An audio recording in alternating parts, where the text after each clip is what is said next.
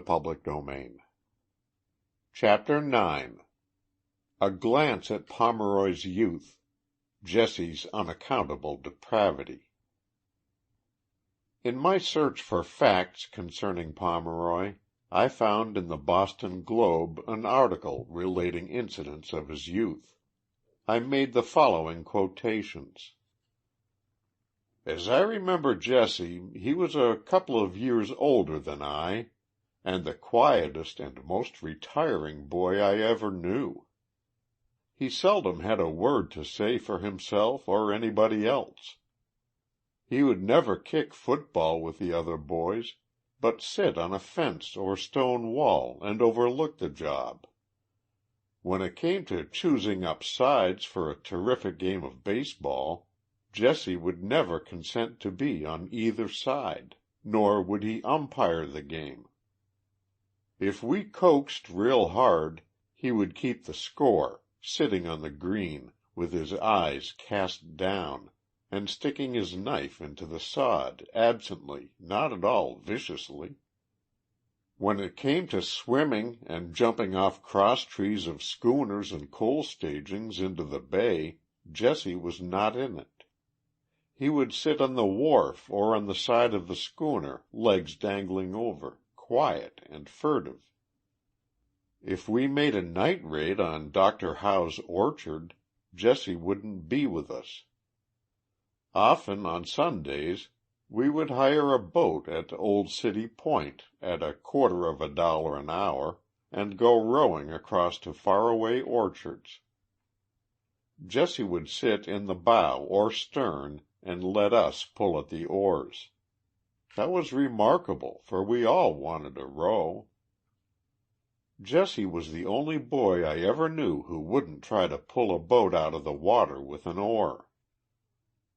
One fine day there came into the schoolroom, in which Jesse had a seat and desk, the headmaster, Mr. Barnes, I think, an officer and one of the unknown's victims.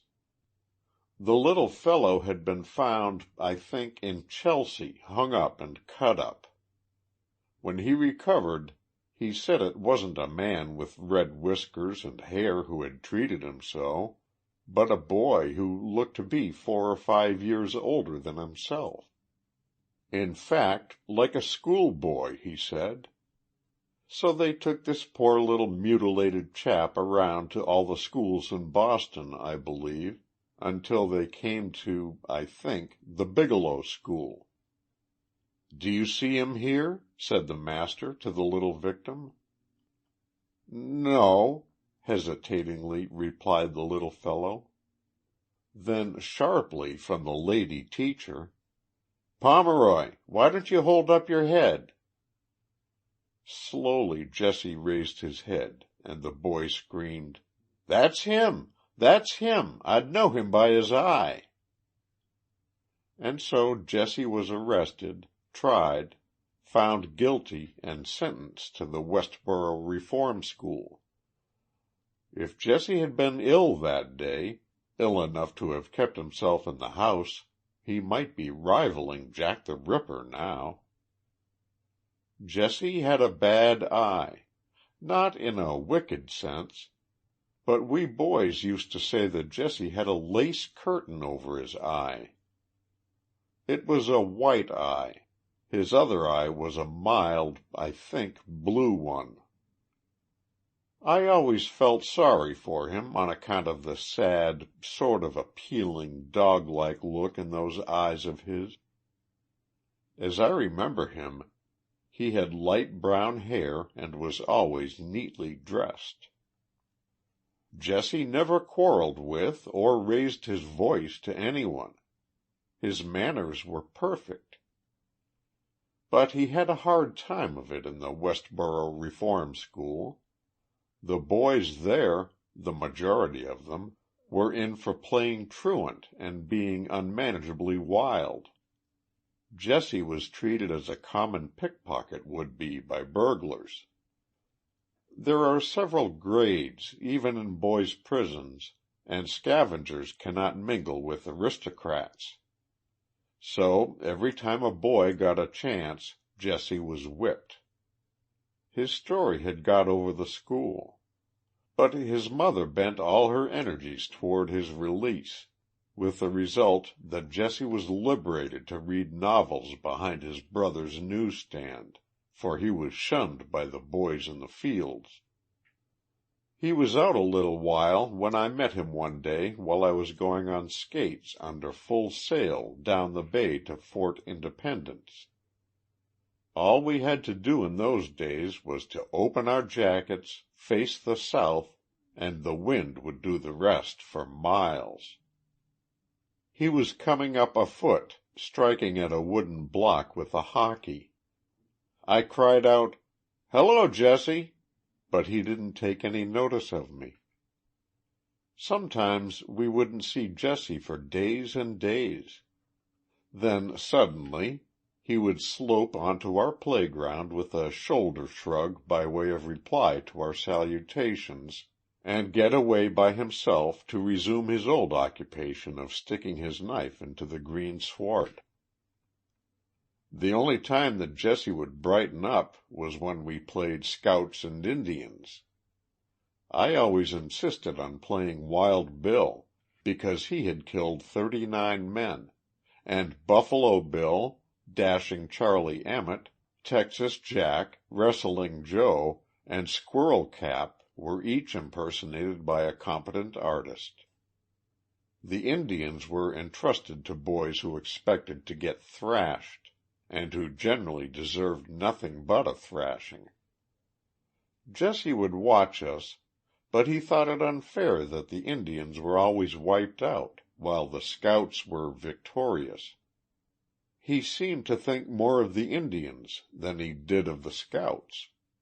I guess that was because he was such a novel reader. He always had a brick-colored Beadle or a white-covered Monroe in his pocket or hand. In school he used to keep a novel back of his history, grammar, or geography, and devour it while pretending to study his lessons. Simon Girty, I remember, was his hero, while the rest of us swore by Kenton, Boone, and the Wetzels.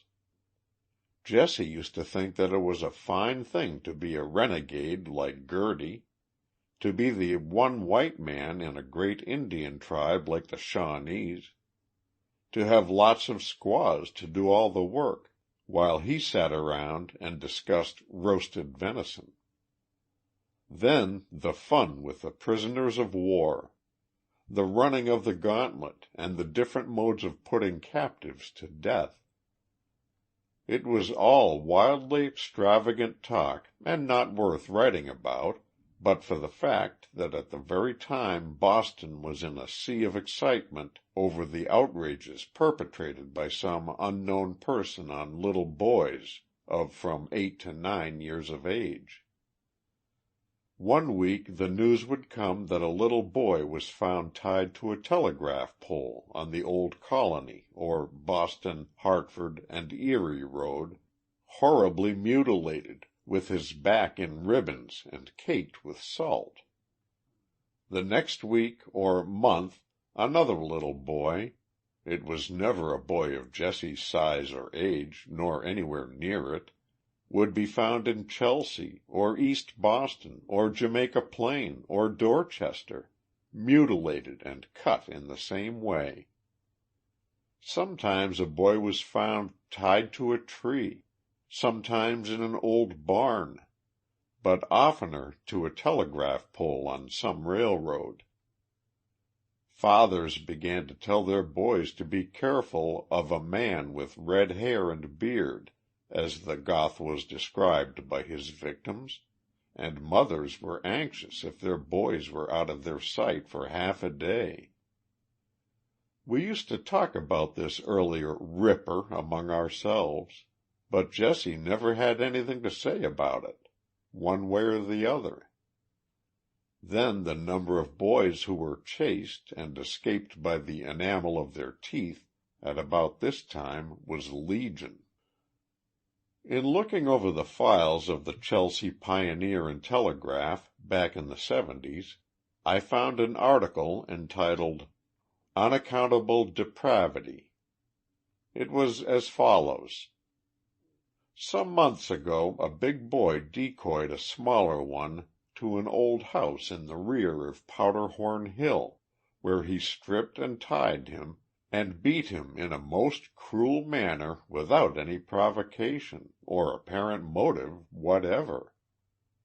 This fiendish brute has appeared again, for it can hardly be possible that the same vileness should have an imitator.